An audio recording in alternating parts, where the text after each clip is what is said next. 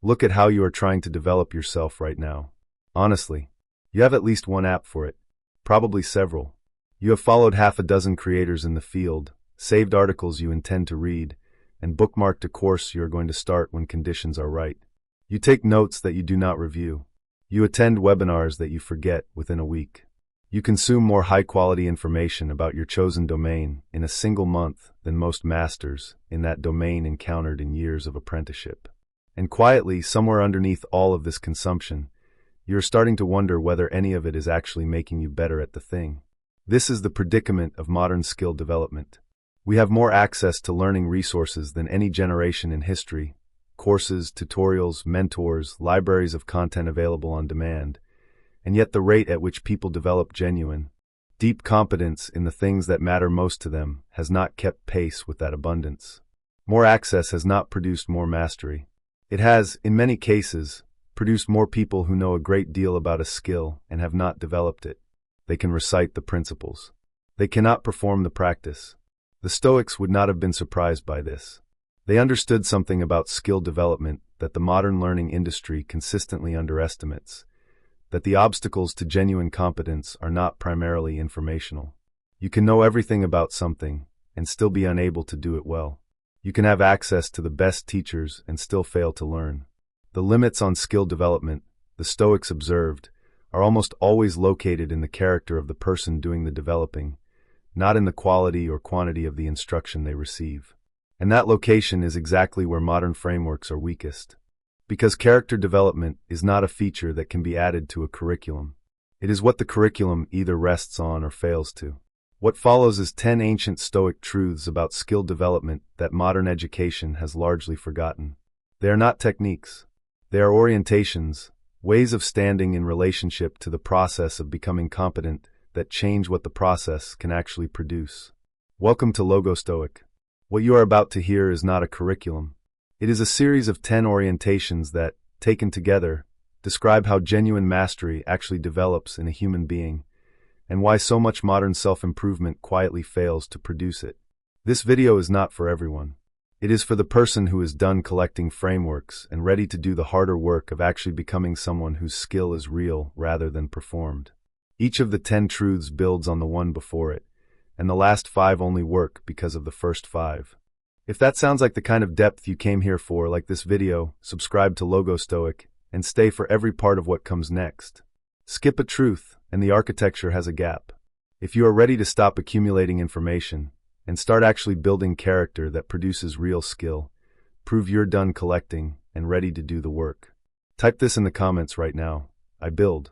Not just know. Now let's begin properly. Truth 1. Genuine skill development begins with unlearning, not learning. When Zeno of Citium arrived in Athens after his shipwreck and found his way to the philosopher Crates, the first thing Crates asked him to do was to carry a pot of lentil soup through the crowded Kerameikos district, the busiest, most public part of the city. Zeno was a merchant from a respectable family. He found this humiliating and tried to take a back route to avoid being seen.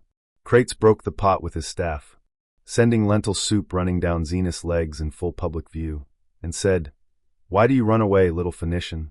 Nothing terrible has befallen you." The lesson was not about humility for its own sake. It was about clearing the ground. Zeno came to philosophy carrying assumptions about dignity, appearance, and what a person of his background was and was not supposed to do. Those assumptions were not neutral. They were active constraints on what he could learn. Until they were broken, any new learning would be built on top of them, limited by them, shaped around them. The most important work Crates did with Zeno was not adding new knowledge. It was making space for what Zeno actually came to learn by removing the assumptions that would have quietly distorted everything else. This is the truth modern skill development almost never addresses. Most learning frameworks treat the learner as an empty vessel to be filled. The Stoics understood that most learners are not empty vessels. They are full ones, full of inherited assumptions about how the skill works, what counts as progress, what a person like them is and is not supposed to do, what failure means, what mastery looks like. And those assumptions, until they are made explicit and examined, will shape every hour of practice that follows. Practical application. Before beginning any serious new discipline, spend time explicitly identifying the assumptions you are bringing with you, about how the skill is learned, what counts as progress, and what you are and are not willing to do. These assumptions are not neutral. They are the walls of the container that will shape everything you pour into it. Naming them is the first act of expanding the container. If you are ready to clear the assumptions you came in with before you start filling the container, drop the inherited container itself. Comment below, I clear before I build. Truth 2. Depth before breadth. One teacher, one principle until it is yours. In the first book of his Meditations, Marcus Aurelius records what he learned from each person who shaped him, and the list is striking not for its length, but for its precision. From each person he took one thing. From his grandfather, gentleness of temper. From his father's memory, modesty and a manly character. From one teacher, endurance and patience. From another, to work hard, to need little, to work with his own hands. From the philosopher Rusticus, the recognition that his character needed improvement and discipline. What Marcus was describing, without naming it, is the Stoic principle that depth of absorption matters more than breadth of exposure. He did not try to take everything from every teacher. He identified the single most valuable thing each person offered, and went after it completely, until it was not something he understood but something he was. The breadth was a byproduct of many deep engagements. It was never the goal. Modern skill development has inverted this almost entirely. The default approach is to sample widely, move quickly, and accumulate exposure. The Stoics would call this the collection of impressions without the development of character. You can sample 20 teachers in a year and take nothing deep from any of them. Or you can spend a year with one principle, one teacher, one practice, and come out of it changed. The first approach produces a person who knows about many things. The second produces a person who can do one thing well. Only the second compounds. Practical application. In your current area of skill development, identify the single most important thing you do not yet do well. Not a list, one thing. Give it your concentrated attention for 30 days before adding anything else. What you develop in that period will be more durable than whatever breadth you traded for it. The discipline of refusing to add until you have absorbed is the discipline most modern learners have never seriously practiced. If you are ready to stop sampling and start absorbing for the next 30 days, choose one. Refuse the rest. Type below, one thing. Deep. Truth 3. Discomfort is the mechanism of skill development, not its side effect. Seneca practiced voluntary discomfort, cold water, sparse food, rough clothing, not as performance or as proof of toughness, but as a deliberate intervention in his own psychology. His reasoning was precise. The person who has never voluntarily endured difficulty has not demonstrated to themselves that they can. They only believe they can. And belief without evidence, especially the evidence of lived experience, is not a reliable foundation for performance under pressure. Modern skill development largely tries to remove discomfort from the learning process, to make it easier, more engaging, more immediately rewarding. The Stoics would recognize this as a fundamental misunderstanding of what learning actually is. Discomfort is not a problem to be solved in skill development. It is the mechanism by which skill development occurs. When you encounter the edge of your competence, the place where you cannot yet do what is being asked, that encounter, held and worked through rather than avoided, is where the growth happens. This is not masochism. It is an accurate understanding of how competence is built. The brain does not encode skills that do not challenge it. It encodes responses to challenges it has actually faced. Voluntary engagement with difficulty, before difficulty is imposed, is what the Stoics called preparation. And preparation is the difference between a skill that holds under pressure and one that only works when conditions are favorable. The person who has avoided every uncomfortable practice session has, without recognizing it, also avoided the specific edge where their actual development was supposed to happen. Practical application. Identify the aspect of your skill development that you consistently avoid because it is uncomfortable. That avoidance is not protecting you. It is marking the exact boundary beyond which your competence does not yet extend.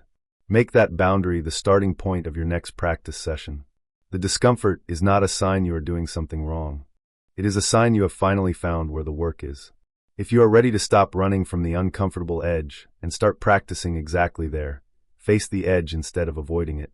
Write in the comments, discomfort is the work. Truth 4. The practitioner always beats the theorist.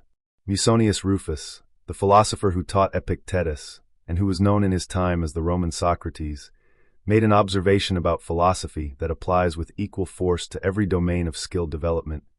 Philosophical principles, he said, are worthless unless they are practiced in the specific moment they are needed, not recalled afterward, not understood in the abstract, practiced in the actual moment of application. He was watching a pattern that Epictetus later described with characteristic directness: students who could recite Stoic principles perfectly and apply them to nothing. They knew what equanimity was. They could explain the dichotomy of control in detail. They could identify, from a list of philosophical positions, the one that was correct. And then a difficult situation arrived, and none of it was available. Because knowledge and skill are not the same thing. Knowledge is what you can retrieve when conditions are calm. Skill is what you can do when conditions make retrieval difficult, which is exactly when skill is needed and exactly when most stored information becomes inaccessible. Modern education consistently conflates these two. Assessments test what you know. Credentials certify exposure to information.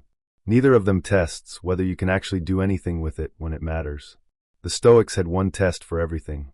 What do you do? Not what do you believe, not what can you explain. What do you actually do when the moment requires it? Everything that does not answer that question is, in the Stoic understanding theater, practical application. In whatever you are learning, find the earliest possible opportunity to use it in conditions that are real rather than simulated. Not a practice scenario, an actual situation where something is at stake. The discomfort of real application is not a sign that you are not ready. It is the only environment in which genuine skill development can occur. Theory without application accumulates. Application without theory at least produces something usable. The Stoics recommended the third option: theory tested and refined through repeated application until the two can no longer be separated. If you are ready to stop accumulating information and start putting it to work in conditions that count, prove you can do what you say you know. Comment below, I practice. Not just know. Truth 5. Your character sets the ceiling of every skill you will ever develop. Epictetus described a particular kind of failure that he observed repeatedly among people who were trying to develop themselves. They studied the right things, practiced the right techniques, and placed a ceiling on their own development that no amount of additional instruction could lift. The ceiling was not technical. It was personal. It was set by a quality of character, a fear of vanity, a need for approval, a habit of self-deception that the technical practice never addressed. A person who cannot tolerate being wrong cannot develop skill in any domain that requires rapid feedback and iteration, which is most of them. A person who needs to appear competent before they are competent will avoid exactly the practice that would make them competent, because that practice requires visible failure. A person whose identity is attached to a particular level of skill cannot develop beyond it, because doing so requires first being, temporarily and genuinely, worse than they currently are. In each case, the limit is not the practice. It is the person performing the practice, and specifically, the parts of their character that the practice never reaches because the practice was never designed to. This is the truth that makes every other truth about skill development dependent on it. The technical aspects of learning, the methods, the practice schedules, the quality of instruction, are real and they matter. But they operate within the constraints set by the character of the person applying them. Develop the character, and the technical ceiling rises. Leave the character unexamined, and more practice produces less progress than it should. The Stoics treated character development not as a separate project from skill development, but as its precondition, the work that determines what the rest of the work can produce. Practical application. Ask yourself honestly, what aspect of your character is currently setting the ceiling on your skill development? Not a technical limitation, a personal one. Impatience, vanity, fear of feedback, the need to already know before you can learn. Name it, because you cannot raise a ceiling you have not yet located. And once you have located it, that ceiling becomes the most important thing you are working on, because everything else you do depends on it. If you are ready to look at the personal ceiling no amount of technique will lift on its own. Name the ceiling no practice will reach. Type below, I raise my character first. Truth 6. The plateau is the work, not the failure of it. Cleanthes, the Stoic philosopher who succeeded Zeno as head of the school, studied under Zeno for 19 years before he was ready to lead. 19 years. Not 19 years of dramatic, visible progress. 19 years that included long stretches in which, by any external measure, very little appeared to be happening. He carried water at night to support himself. He studied slowly. He was mocked by quicker students who mistook his pace for limitation. What those quicker students did not understand is something the Stoics understood deeply: that the plateau, the long stretch where effort continues and visible progress does not, is not a sign that skill development has stalled. It is frequently the stage at which the most important development is occurring, beneath the surface, where it cannot be measured. The skill is consolidating. The understanding is deepening from something performed into something possessed. And this process does not produce the visible markers that the early stages of learning produce, which is why so many people abandon a skill precisely at the point where the real development was about to become permanent. Modern skill development, oriented around visible progress and measurable milestones, treats the plateau as a problem to be solved. The Stoics would say the plateau is not a problem. It is the work itself, in its least visible and most important form. The person who can hold their practice steady through a plateau, without changing the approach, without seeking new techniques, without abandoning the path for something flashier, has done the one thing the people who quit during plateaus never learned to do. Practical application. When you hit a plateau in your skill development, do not change your approach in search of faster visible progress. Hold the practice steady. The plateau is not the absence of development. It is development that has not yet surfaced. The discipline of staying when nothing visible is happening is itself one of the most valuable skills you will ever build. If you are willing to keep practicing when nothing visible is happening, hold the line where most people quit. Comment below: I hold through the plateau. Truth 7. The most important skills cannot be pursued directly. They arrive as byproducts. There is a category of skill that modern education attempts to teach directly, and almost always fails to: judgment, wisdom, presence, the capacity to remain clear under pressure. These are the skills that matter most in any serious domain, and they share a strange property: they cannot be pursued head-on. You cannot practice wisdom the way you practice a scale or a technique.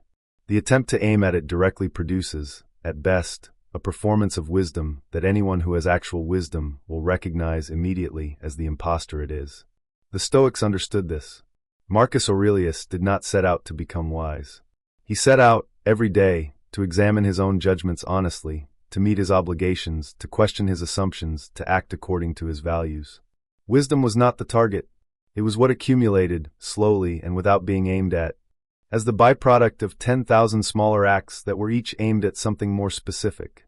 The deepest skills are emergent. They arise from the consistent practice of more concrete things, and they cannot be summoned directly because the attempt to summon them directly bypasses the actual process that produces them. This is why modern education struggles so visibly with exactly the skills it most wants to produce. You cannot assign wisdom.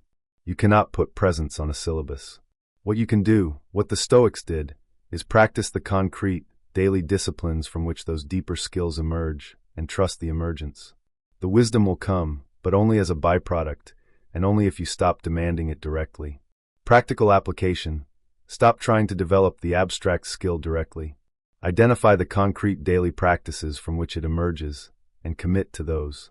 The deeper skill will arrive, but only as a byproduct, and only if you stop demanding it directly. This is one of the most counterintuitive things the Stoics taught about development, and one of the most reliable. If you are ready to stop chasing the abstract skill and start practicing the concrete acts it actually emerges from, drop the chase and commit to the daily. Write in the comments: I aim at the concrete. Truth 8. Genuine mastery feels, from the inside, like beginning again. When the oracle at Delphi declared that no one in Athens was wiser than Socrates, Socrates was genuinely puzzled. He did not consider himself wise. He spent considerable effort trying to disprove the oracle by finding someone wiser, and what he discovered, in the process, became the foundation of his entire philosophy. The people who were considered experts all believed they knew a great deal. Socrates, examining them, found that their knowledge was far shallower than their confidence. His own wisdom, he concluded, consisted in a single thing: he knew that he did not know. This is one of the most counterintuitive truths about skill development, and one of the most reliable. The deeper a person's genuine mastery, the more aware they become of the vastness of what they have not mastered. The beginner feels competent quickly because they cannot yet see the dimensions of the skill they are missing. The master feels perpetually like a beginner because they can see with great clarity exactly how much remains. This is not false modesty. It is accurate perception. The cost of seeing the domain clearly is seeing also how much of it lies beyond the place where you currently stand. The practical consequence is important. If your skill development has reached a stage where you feel increasingly aware of your own limitations, increasingly humbled by the depth of the domain, that is not a sign of failure. It is one of the most reliable signs that genuine mastery is actually developing. The confidence of the early stages is replaced, in real mastery, by something quieter and more honest. The performance of certainty becomes harder to sustain because the person can no longer believe their own performance. Practical application. Do not interpret growing awareness of your own limitations as evidence of inadequate progress. In genuine skill development, that awareness is the progress. Treat the feeling of being a perpetual beginner as confirmation, not as warning. The masters all describe this. The people who feel like masters frequently are not. If you are willing to accept that feeling like a beginner is the shape of actual mastery, where the beginner's mind without shame. Type below, the beginner is the master. Truth 9. Teaching is not the end of skill development, it is its highest stage. Seneca wrote a line to his friend Lucilius that compresses an entire philosophy of learning into a few words. While we teach, we learn. He did not mean this as a pleasant sentiment. He meant it as a precise description of how the deepest stage of skill development actually works. The person who has only done a skill but never taught it has not yet been forced to articulate what they do, and articulation, in the Stoic understanding, is what completes the development. When you attempt to teach a skill to another person, you are forced to make explicit what has become, in you, implicit and automatic. You discover the gaps in your own understanding, the places where you can do the thing but cannot explain it, which almost always means you understand it less completely than you assumed. Teaching is not the victory lap after skill development is complete. It is one of the most demanding stages of the development itself, because it requires a quality of understanding that mere performance never demands. The Stoics built their entire tradition around this. The school was not a place where finished masters dispensed wisdom to empty students. It was a place where the act of articulating, defending, and transmitting the philosophy was understood to be how the philosophy was most deeply learned. The teacher was the most advanced learner in the room, not the person who had stopped learning. Modern teaching has too often been arranged the opposite way, with the teacher framed as the holder of finished knowledge. The Stoics knew that framing produced inferior teachers and inferior students alike. Practical application. Find someone one step behind you in your domain and teach them what you know. The act of teaching will reveal the exact boundaries of your own understanding, and revealing them is the only way to extend them. You do not need to be ready to teach. The teaching itself is what makes you ready.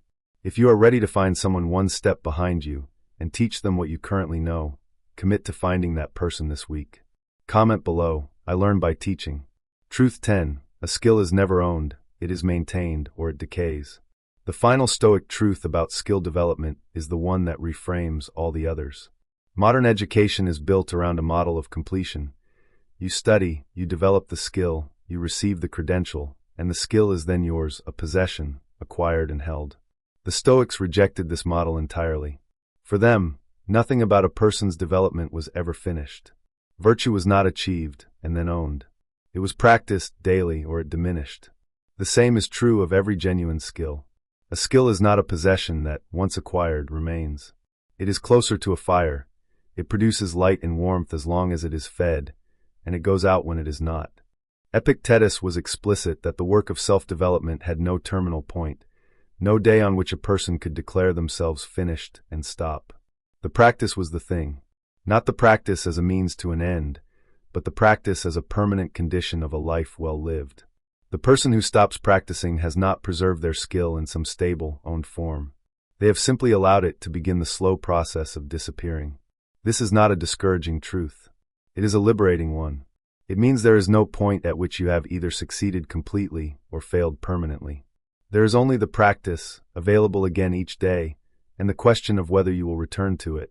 Skill development, properly understood, is not a project with an end. It is a way of living. The pressure of arriving somewhere, of finally being done, is replaced by the much quieter and more sustainable pressure of simply continuing. Practical application. Stop thinking of any skill as something you will one day finish developing. Choose the practices you intend to maintain for life, not until you reach a goal, but as a permanent feature of how you live. The skill exists only as long as the practice does. And the practice, once you have stopped expecting it to terminate, becomes a different kind of activity entirely. Less an effort toward an end, more a daily expression of the kind of person you have decided to be. If you are willing to practice for life rather than for a finish line, drop the finish line thinking and choose the lifelong practice. Write in the comments, I practice for life.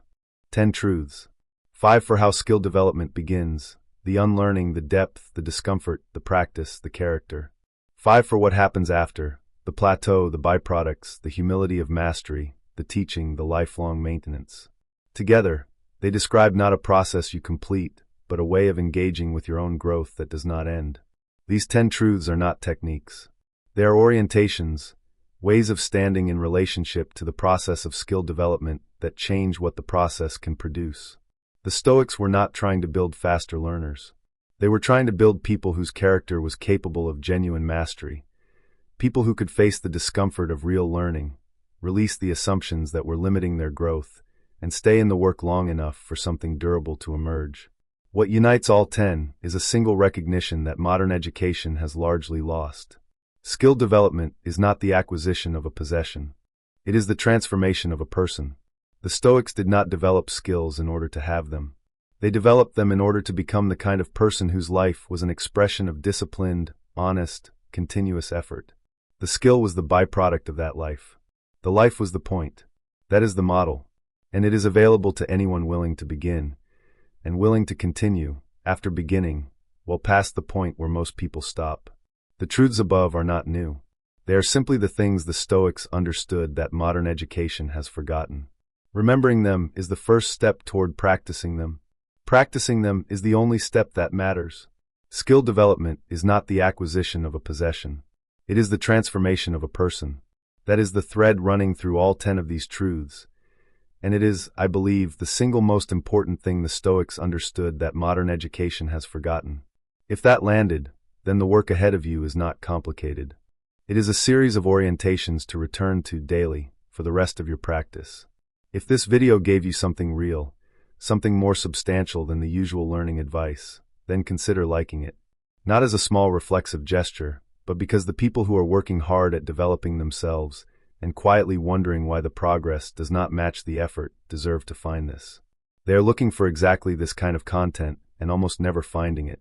Every like is a real act of carrying it to one of them. And leave a comment. Across all 10 truths, write down the single one that landed hardest, the one you most needed to hear. And then write what you will actually do differently because of it. Not a vague intention. A specific change in a specific practice starting on a specific day. The Stoics believed that a truth which does not change behavior was never really learned. Make this one count. The comments below are full of people doing the same examination. Yours adds to the work. Subscribe to Logostoic, because this video is one part of a much larger conversation about how to live with discipline, clarity, and intention. There is a great deal more ahead. Content that takes seriously what the ancient traditions understood and modern frameworks have lost. If that is the kind of channel you want to follow, you have found the right one. We will keep going. May you develop not merely your skills, but the self that practices them, and may you never mistake the finish line for the point.